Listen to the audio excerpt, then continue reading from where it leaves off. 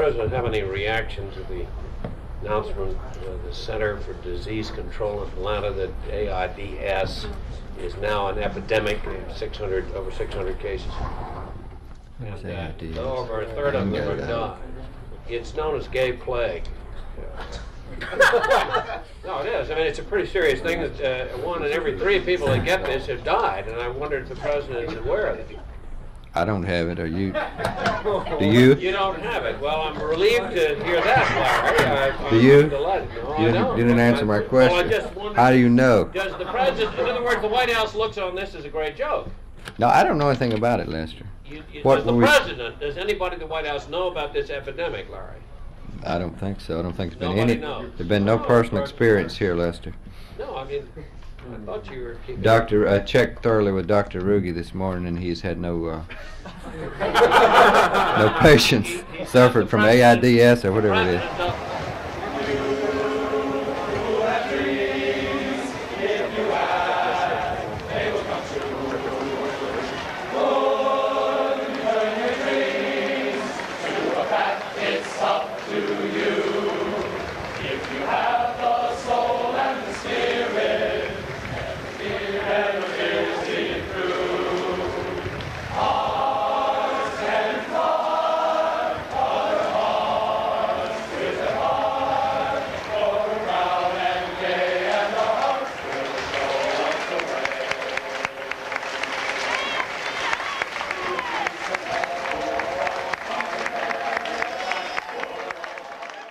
Herring, of course, a graffiti artist whose cartoon-like figures popped up in the subways of Manhattan and was taken up and became an overnight success.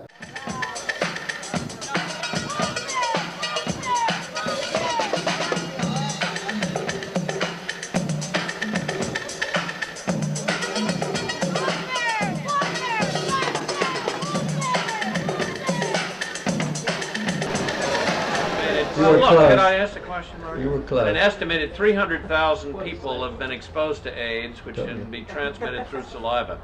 Will the President, as Commander-in-Chief, take steps to protect armed forces, food, and medical services from AIDS patients or those who run the risk of spreading AIDS in the same manner that they forbid typhoid fever people from being involved in the health or food services? I don't know. Well, is the President concerned about this subject, Larry? That I haven't heard seems him to have express evoked so much concern. jocular reaction here. I haven't heard It him isn't only the express. jocks, Lester. Has he sworn off water faucets? No, but I mean, is he going to do anything, Larry? Lester, I have not heard him express anything. You I'm mean sorry. he has expressed no opinion about this epidemic? No, but I must confess I haven't asked him about it. Would you ask him, Larry? Go back into this property. Have you been checked?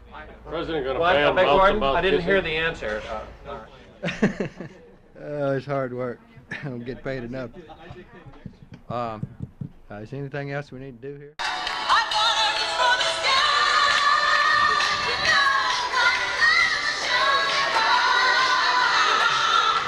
This isn't the parade route.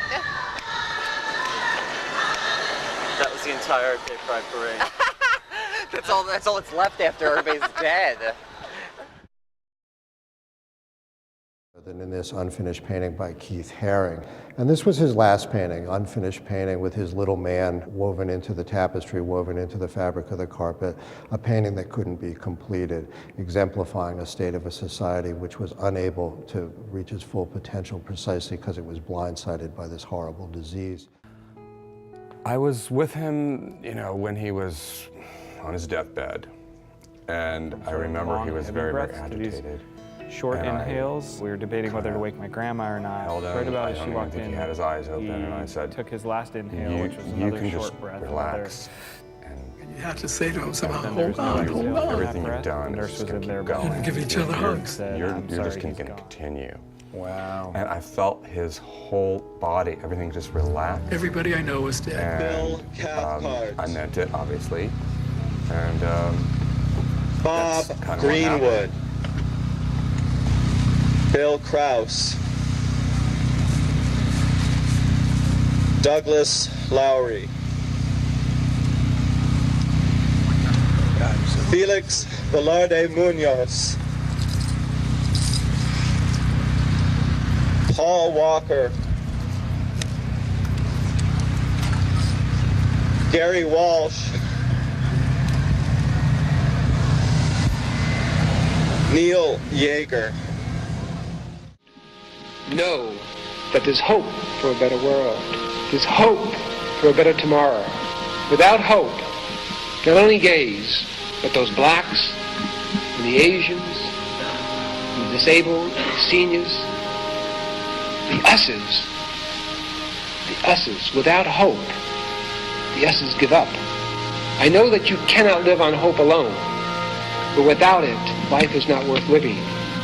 And you've got to give them hope. Thank you very much.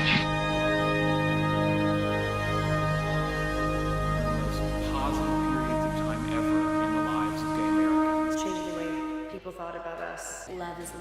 Immeasurable progress. Immeasurable progress.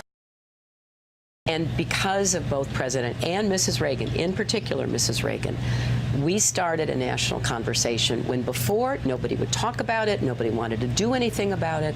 And, you know, that too is something that I really appreciate. I'm a Christian, a conservative, and a Republican in that order.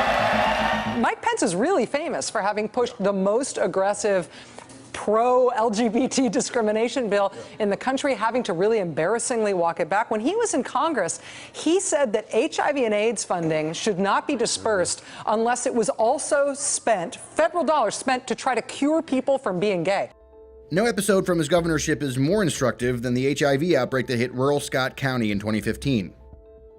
IV drug users were quickly spreading the disease by sharing needles. The outbreak was first detected in January, but it wasn't until more than 2 months later that Pence signed an executive order authorizing a needle exchange. So this is a yes or no question. Is Advance America right when they say a florist in Indiana can now refuse to serve a gay couple without fear of punishment? Well, let me explain to you. If a florist in Indiana refuses to serve a gay couple at their wedding, is that legal now in Indiana?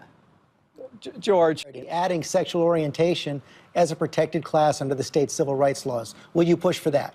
I will not push for that. That's not on my agenda. One suggested fix of the law would say that this chapter of the law does not establish or eliminate a defense to a claim protecting civil rights or preventing discrimination. George, look, we're not going to change the law. Final yes or no question, Governor. Do you think it should be legal in the state of Indiana to discriminate against gays or lesbians? It's a yes or no question.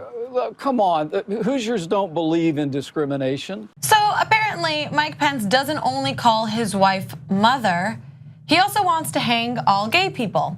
That's according to two sources in a recent New York Times article by Jane Meyer, who did this profile on Vice President Pence. If you're a gay black man in America today, your risk of contracting HIV is 1 in 2. All right, so this is my HIV medicine. I take 1 a day.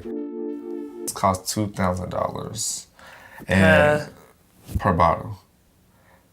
Yeah, $2,000. 32-year-old Martin Shkreli is a former hedge fund manager who decided to get involved in the pharmaceutical business, purchased the rights to a 62-year-old drug used for treating life-threatening parasitic infections, and raised the price overnight from $13.50 per tablet to $750 per tablet.